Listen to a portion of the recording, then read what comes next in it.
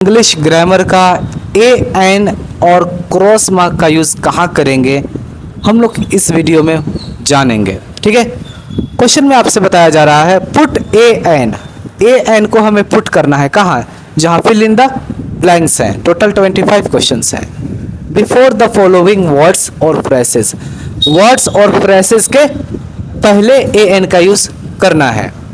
If there is no need, अगर ज़रूरत नहीं है, इफ ए एन, ठीक है, ऑफ ए एन, अगर ए एन का ज़रूरत नहीं है तो पुट, वहाँ पर हमें पुट करना होगा और क्रॉस मार्क कैसा होगा, इस तरीके से होगा।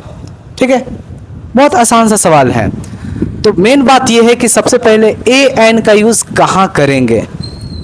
देखिए, हम लोगों को जो बचपन में पढ़ाया गया था कि वोवेल्स क्या होते हैं, ए ई आई ओ यू। अगर उसके पहले कोई वर्ड आता है ए ई आई ओ यू अगर देखो तो आप वहाँ पर ए एन का यूज़ कर लो। लेकिन ये चीज़ें 100% सही नहीं है, ये गलत है। एक्चुअली में क्या रीज़न है, जो कोई भी हो वर्ड्स कभी भी गलत नहीं हो सकते। जैसे कि आपको बताया गया है कि वोवेल्स वर्ड क्या होते हैं भाई, ए ई आई ओ यू, ये वोवेल्स वर्ड होते हैं। और जैसे कि एप्पल है, A double P L E Apple, तो इसके पहले ए है ना, तो आप आराम से ए एन का यूज़ कर लीजिएगा, जो ये सही है। अब यहीं पर बात करते हैं, ये यू है तो हम एक और वर्ड लिखते हैं, क्या है ये, यूनियन। क्या हो गया ये, यूनियन। अब ये यूनियन वर्ड है, यू से स्टार्ट है, तो यहाँ पर अगर आप ए एन का यूज़ कीजिएगा तो ये गलत हो जाएगा। ठीक है, एक्चुअली में रीज़न क्या है जो मैं आज आपको बताने वाला हूँ, जो पूरी ज़िंदगी भी चेंज नहीं होंगे और कभी भी गलत हो ही नहीं सकते। ठीक है, वह चीज़ें आज मैं आपको बताने वाला हूँ। तो चलिए हम उस चीज़ों को समझने की कोशिश करते हैं। ठीक है, तो देखिए एक्चुअली रीज़न क्या है, मैं आपको बताना जा रहा हूँ अभी।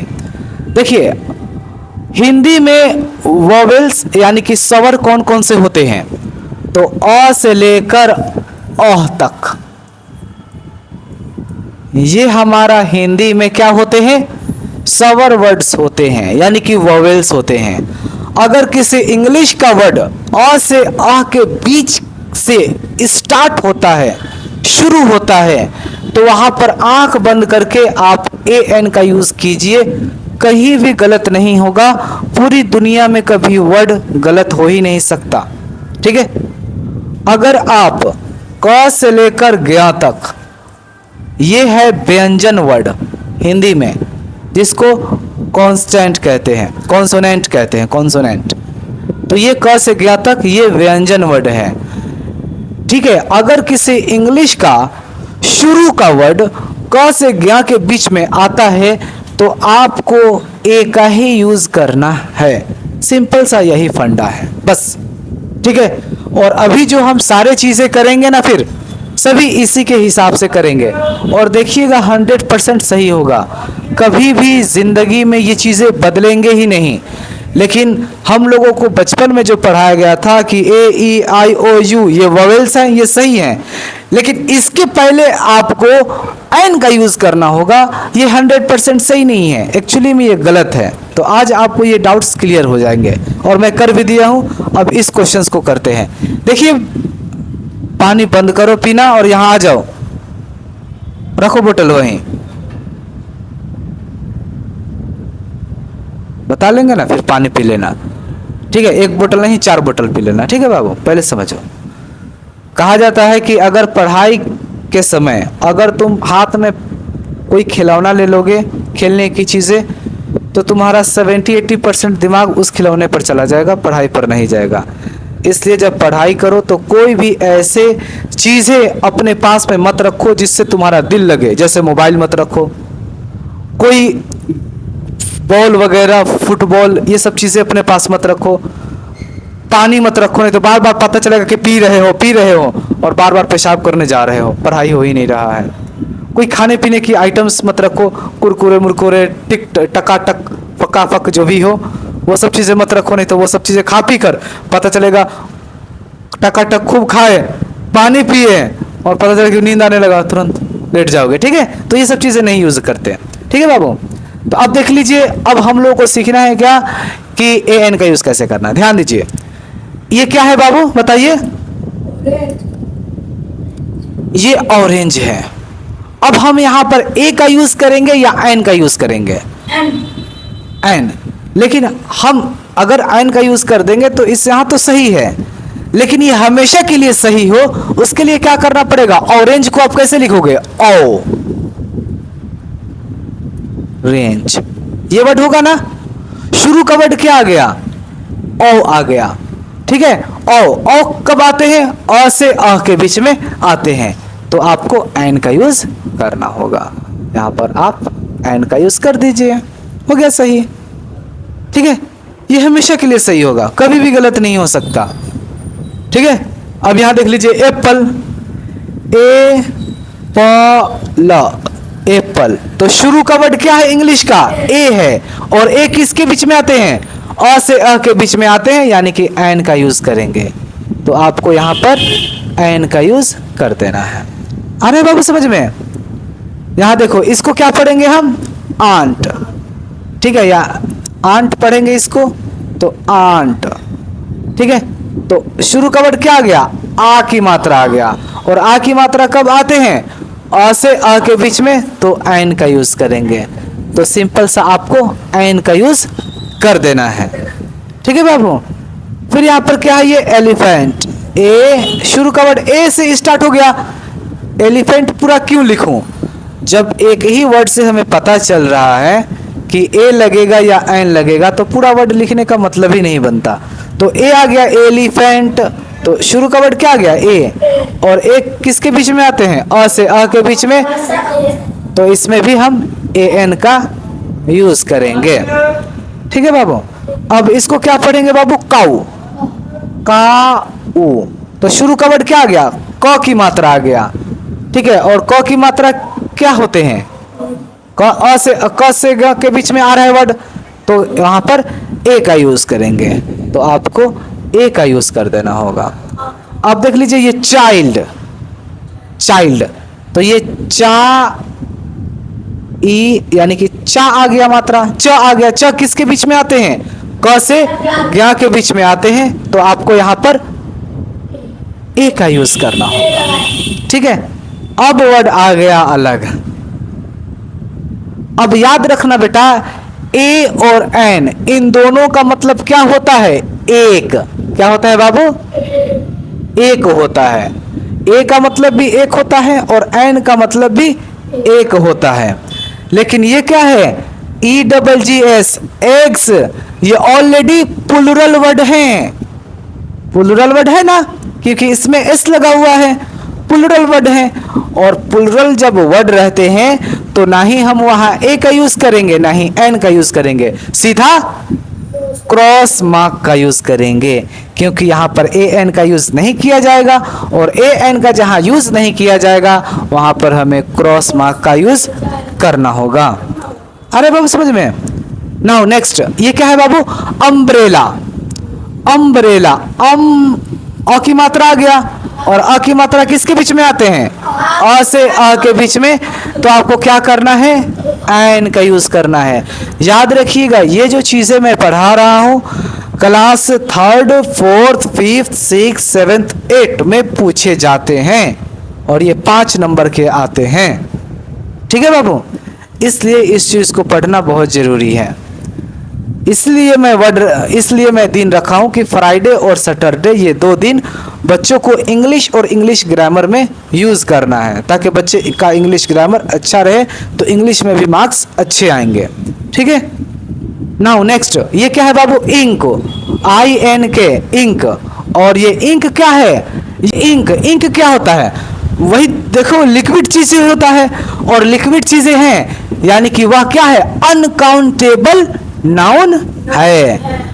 वह चीजें जो लिक्विड होते हैं उसको क्या बोलते हैं? अनकाउंटेबल नाउन बोलते हैं, जिसको हम गिन नहीं सकते, और जिसको हम गिन नहीं सकते वहां हम ए एन का यूज नहीं कर सकते, तो वहां क्या करेंगे यूज?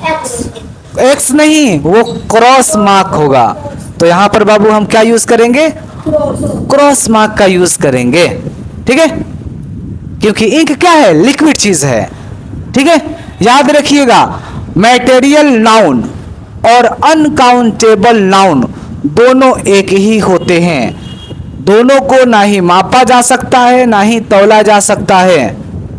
ठीक है, दोनों को ना ही गिना जा सकता है, सिर्फ मापा तौला जा सकता है। लिक्विड चीजें क्या होते हैं? अनकाउंटेबल नाउन किसको कहते हैं? अनकाउंटेबल नाउन जैसे कि वाटर हो गया, मिल्क हो गया, फिर क्या हो गया? वाइन हो गया, शुगर हो गया, वेट हो गया, फिर डीजल हो गया, पेट्रोल हो गया, कर्ड हो गया।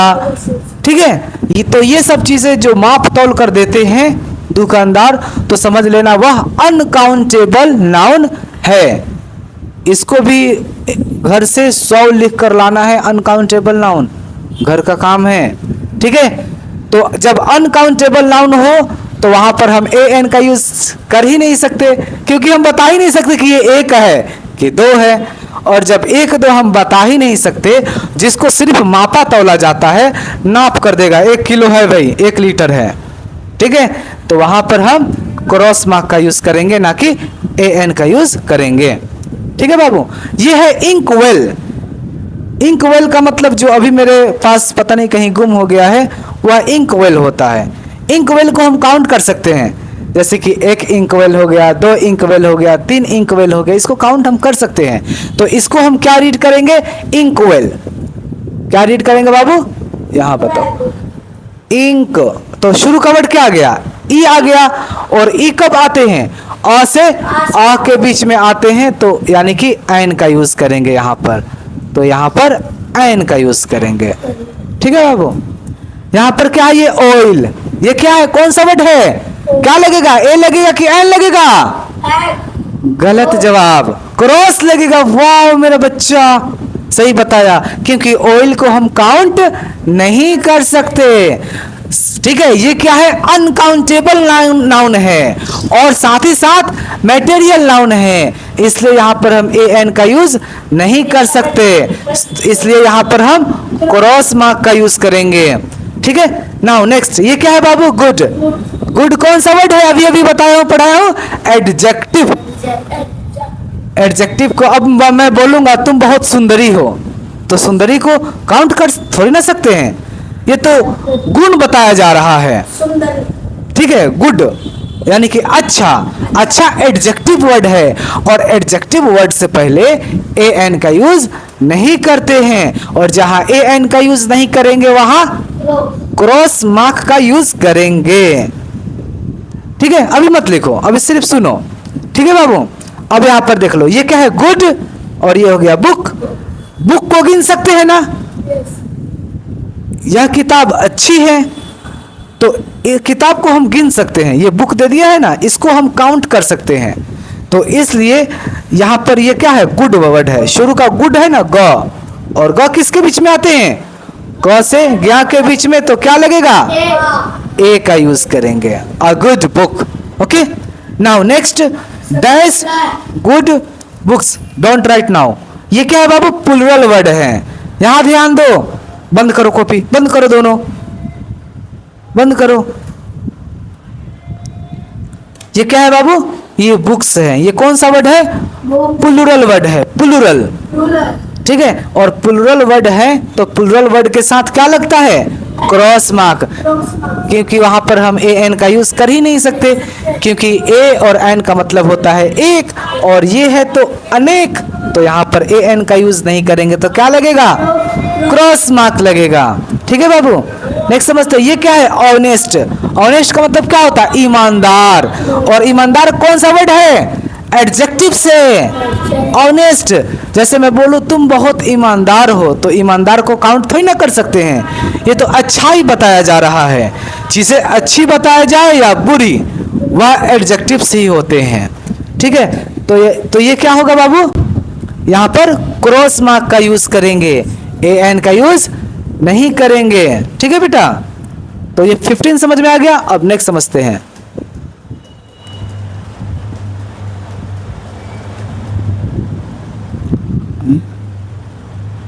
चेंज हो जाता है। ठीक है, अब यहाँ देख लो, ये क्या है बाबू? Honest boy. यहाँ पर क्या है बाबू? यहाँ पर बॉय है, इसको काउंट कर सकते हैं, इसको तो काउंट करेंगे ही, बहुत सारे नहीं है, बॉय सिर्फ सिंगुलर दे रखा है, इसलिए यहाँ पर क्या यूज करेंगे? जब अ से अ के बीच में हो तो वहां पर कौन सा वर्ड लगेगा? एन का। और क से जब ग के बीच में हो तो वहां पर क्या वर्ड लगेगा? ए का यूज करेंगे। जब इंग्लिश के शुरू का वर्ड अ से अ के बीच में हो तो एन का यूज करेंगे, और क से ग के बीच में हो शुरू का वर्ड इंग्लिश का तो वहां पर ए का यूज करेंगे। तो ये क्या है बाबू? ऑनेस्ट बॉय, ये सिंगुलर है, जब सिंगुलर है तो इसको क्या रीड करेंगे? ऑनेस्ट। ओ का साउंड आ गया शुरू का, और ओ का साउंड अ से अ के बीच में आते हैं तो क्या लगेगा? एन। हाँ, जैसे बोल सकते हैं this is an honest boy. ठीक है, now next, very honest boy. ये भी अच्छा है वर्ड, सिंगुलर है वर्ड। तो वेरी, ये क्या है बाबू? शुरू का वर्ड क्या है? वी है, वेरी। व का साउंड आ गया, वेरी। ठीक है, और ये व किसके बीच में आते हैं? क से ज्ञ के बीच में आते हैं व, तो यहाँ पर हम ए का यूज करेंगे। तो यहाँ पर अ वेरी ऑनेस्ट बॉय। ठीक है, बोल सकते हैं ना, this is a very honest boy. Okay, now next, honest boys. ये बेटा प्लूरल वर्ड आ गया, एस लगा हुआ है ना, प्लूरल वर्ड आ गया, तो इसका मतलब हो गया बहुत सारे लड़के, और बहुत सारे लड़के के लिए क्रॉस मार्क का यूज करेंगे, क्योंकि ए एन का मतलब होता है एक, और ये है अनेक, इसलिए क्या लगेगा बाबू? क्रॉस मार्क का यूज करेंगे। ठीक है, नाउ नेक्स्ट, ये क्या है बाबू? Good Apple. ये क्या, कौन सा वर्ड है? सिंगुलर वर्ड है। कौन सा वर्ड है बाबू? सिंगुलर वर्ड है। तो गुड, ग का साउंड आ गया, और ग का साउंड ग से ग के बीच में आते हैं, यानी कि इसमें भी हम ए का यूज करेंगे, अ गुड एप्पल। ओके, आ रहे समझ में? Now next, sweet apples. ये प्लूरल वर्ड आ गया बाबू, एस लगा हुआ है ना, प्लूरल वर्ड आ गया, और प्लूरल वर्ड के लिए हम ए एन का यूज नहीं करते, क्योंकि ए एन का मतलब होता है एक, और ये तो है एप्पल्स, बहुत सारे एप्पल्स की बात कर रहा है, अनेक, इसलिए यहां पर हम क्रॉस मार्क का यूज करेंगे। ठीक है बाबू, नाउ नेक्स्ट, आइडियल टीचर। ये टीचर क्या है? सिंगुलर वर्ड है।